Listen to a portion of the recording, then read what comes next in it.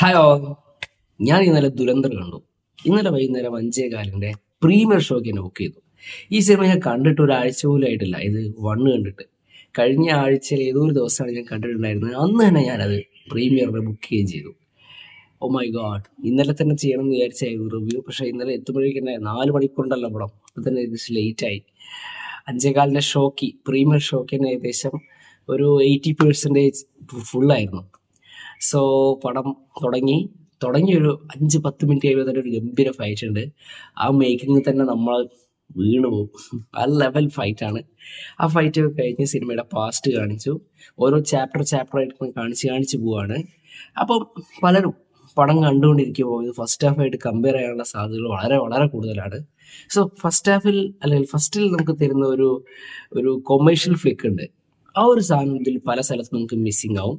പിന്നെ അക്ഷയ് ഖന്ന പോലെ ഒരു ക്യാരക്ടർ ഈ സിനിമയിൽ അല്ലെങ്കിൽ അതിനെ പ്ലേസ് ചെയ്യാൻ പറ്റുന്ന വേറൊരു ക്യാരക്ടറോ അല്ലെങ്കിൽ അതുപോലത്തെ ഒരു ആളോ ഈ സിനിമയിൽ ഇല്ല എന്നുള്ളത് ഒരു ചെറിയ മിസ്സിങ് ആണ്. സോ ആ ഒരു സ്വാഗ്, ആ ഒരു സ്റ്റൈല്, ആ സംഭവങ്ങളൊന്നും ഈ സിനിമയിൽ നമുക്ക് കാണാൻ കഴിയില്ല. സോ അക്ഷയ് ഖന്നേനെ നമുക്ക് എവിടേക്കോ അതുപോലത്തെ ഒരു ക്യാരക്ടർ നമുക്ക് എവിടേക്കോ മിസ് ചെയ്യുന്നുണ്ട്. സോ അതുപോലത്തെ ഒരു കൊമേഴ്ഷ്യൽ സംഭവങ്ങളൊന്നും നമുക്ക് ഈ സിനിമയിൽ അങ്ങനെ എക്സ്പെക്ട് ചെയ്യാത്തതുകൊണ്ട് ഞാൻ സിനിമ കണ്ട് ഇറങ്ങിയപ്പോൾ പലർക്കും വലിയൊരു കുഴപ്പമില്ല, മണ്ണിൻ്റെ അത്രയില്ല എന്നുള്ള റിവ്യൂസ് കുറച്ച് പേരൊക്കെ പറയാൻ സാധ്യതയുണ്ട് അല്ലെങ്കിൽ കേട്ടിട്ടുണ്ട്. പിന്നെ അതുപോലെ ഫസ്റ്റിലുള്ള പോലെ ഒരു ഇന്റൻസ് ആയിട്ടുള്ള അല്ലെങ്കിൽ ഒരു ത്രില്ലിംഗ് ആയിട്ടുള്ള ഒരു സംഭവങ്ങൾ ഇതിലില്ല. നമുക്കറിയാം ഓൾറെഡി എന്താണ് സിനിമ പറയാൻ പോകുന്നതെന്നും നമുക്കറിയാം ടു റിവെഞ്ച്, ഇതാണല്ലോ ഇതിന്റെ തീം. സോ നമുക്കറിയാം അത് നടപ്പാക്കാൻ പോവുകയാണെന്നുള്ളതും അങ്ങനെയൊക്കെയുള്ള കാര്യങ്ങൾ അറിയുന്നതുകൊണ്ട് തന്നെ വലിയൊരു എക്സൈറ്റ്മെന്റ് ഉണ്ടാവില്ല. പക്ഷെ എന്നാലും അവസാനമൊക്കെ ഒരു അടിപൊളി ട്വിസ്റ്റ് ഉണ്ട്. കിളി പാർന്ന ട്വിസ്റ്റ്, ഒരു തരത്തിലും ഒരാൾ പോലും ചിന്തിക്കാൻ സാധിക്കാത്തൊരു ഗംഭീര ട്വിസ്റ്റ് ഒക്കെ ഉണ്ട്. അത് ശരിക്കും തിയേറ്ററിൽ നമ്മൾ അറിയാണ്ട് കൈയടിച്ചു.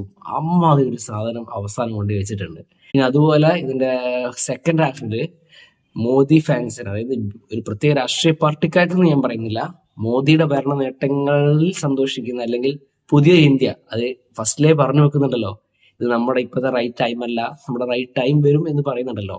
സോ അതെന്തായാലും എനിക്ക് ഉറപ്പായിരുന്നു അങ്ങനെയുള്ള ഒരു സംഭവം കാണിക്കുന്നുള്ളതും. പ്രത്യേകിച്ച് ഇപ്പോഴത്തെ ഒരു സിനിമയുടെ സാഹചര്യം കാര്യങ്ങളൊക്കെ വെച്ചുകൊണ്ട് എന്തായാലും ഇപ്പോഴത്തെ ഒരു കാലഘട്ടം കാണിക്കുന്നത് എനിക്ക് ഉറപ്പായിരുന്നു. സോ അത് കാണിക്കുന്നുണ്ട്. അത് ശരിക്കും നമുക്ക് ഗൂസ്ബംസ് തരുന്നുണ്ട്. ഈ നമ്മളിനി കൂടുതൽ പറയുന്നില്ല, നോട്ട് നിരോധനം, സർജിക്കൽ സ്ട്രൈക്ക് തുടങ്ങിയ സംഭവങ്ങളെ കുറിച്ചൊക്കെ, പിന്നെ UP-യിലെ എൻകൗണ്ടർ തുടങ്ങിയ സാധനങ്ങളൊക്കെ കാണിക്കുന്നുണ്ട്. സോ ശരിക്ക് എന്തിനു വേണ്ടിയായിരുന്നു അല്ലെങ്കിൽ എന്തായിരുന്നു ഇതിന്റെയൊക്കെ പിന്നിലെ ആവശ്യകത എന്നുള്ളത് നമ്മൾ അറിയാത്തവരിൽ ചെറിയൊരു ബോധവൽക്കരണം ഈ സിനിമ നടത്തുന്നുണ്ട്. സോ എന്നെ സംബന്ധിച്ച് ഈ സിനിമ വളരെ ഹാപ്പിയാണ്.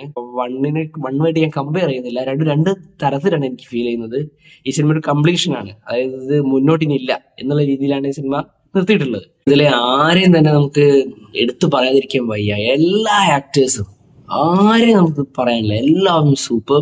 അതേപോലെ തന്നെ മേക്കിംഗ്, എഡിറ്റിങ്, അതേപോലെ BGM ഒക്കെ തരുന്ന എലിവേഷൻ ഉണ്ടല്ലോ, വേറെ ലെവൽ സംഭവം. അതേപോലെ ഇതിന്റെ സ്ക്രിപ്റ്റ്, സ്ക്രീൻ പ്ലേ ഒരു രക്ഷയില്ല. കാരണം ഈ സിനിമയിൽ എന്തൊക്കെ കാണിക്കാൻ പറ്റണോ അതൊക്കെ അതിന്റെ മാക്സിമം വൃത്തിയിൽ അവതരിപ്പിച്ചിട്ടുണ്ട്. പാകിസ്ഥാന്റെ പൊളിറ്റിക്സ് കാണിക്കുന്നുണ്ട്, അതായത് അതിന്റെ ഇടയിൽ കൂടി തന്നെ ഇവർ തമ്മിൽ റൊമാൻസ് കാണിക്കണം, ഫാമിലി ബാക്ക്ഗ്രൗണ്ട്, ഫാമിലി നടക്കുന്ന ഇന്ത്യ കണക്ഷൻ കാണിക്കണം, ഒരുപാട് കാര്യങ്ങൾ എല്ലാം കൂടി 4 മണിക്കൂറുണ്ട്. അതിനിടയിൽ ഇത്രയും വൃത്തിയിൽ അത് അവതരിപ്പിച്ച് കാണിച്ചു. അല്ലെങ്കിൽ ഒരു തരത്തിൽ പോലും ബോറടിപ്പിക്കാതെ, എനിക്കൊരു തരത്തിലും ലാഗ് ഫീൽ ചെയ്തില്ല. 4 മണിക്കൂർ സൂപ്പറായിട്ട് നമുക്ക് ഇതെങ്ങനെ 4 മണിക്കൂർ കണ്ടു തീർക്കുന്നുള്ള ഒരു ഇത് മനസ്സിലുണ്ടായിരുന്നു. പക്ഷെ അതിനെയൊക്കെ പൊട്ടിച്ചെറിയുന്ന രീതിയിൽ വളരെ വൃത്തിയിൽ സിനിമ കൈകാര്യം ചെയ്തിട്ടുണ്ട്. അതിൽ അതിന്റെ സ്ക്രീൻ പ്ലേ ഡയറക്ടർക്കൊക്കെ ഹാറ്റ്സ് ഓഫ്.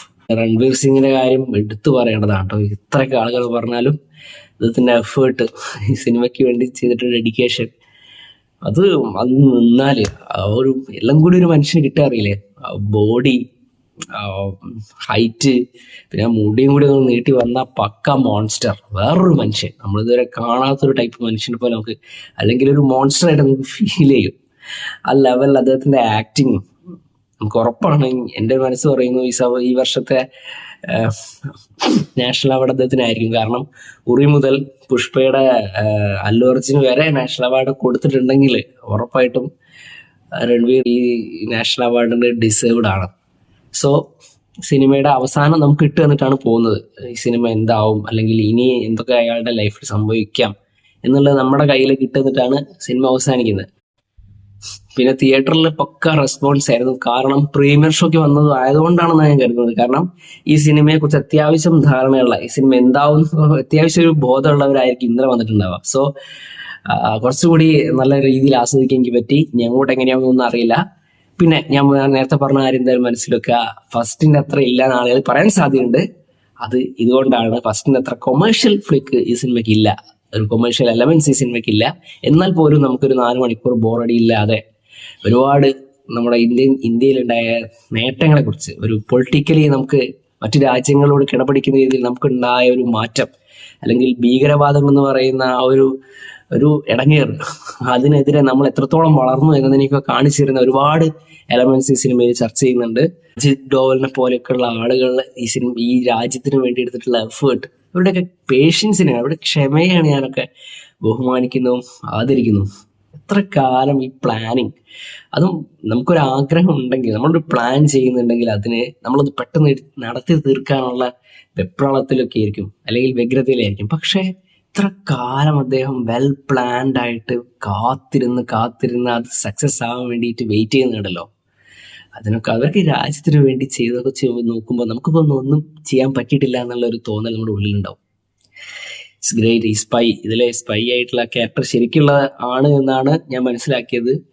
അപ്പോൾ അവരൊക്കെ ഈ രാജ്യത്തിന് വേണ്ടിയിട്ടുള്ള ബലിദാനികൾ, ധീര ബലിദാനികൾ എന്നൊക്കെ അവരെ നമുക്ക് വളരെ ആത്മാർത്ഥമായിട്ട് വിളിക്കാൻ സാധിക്കും. എന്തായാലും ഒരുപാട് ഇഷ്ടപ്പെട്ടു സിനിമയുടെ കണ്ടന്റ് ഒക്കെ, എനിക്ക് ഭയങ്കര ഇഷ്ടപ്പെട്ടു. മറ്റൊരു സിനിമയുടെ റിവ്യൂ ആയിട്ട് വരുന്നവരെല്ലാവർക്കും ബൈ.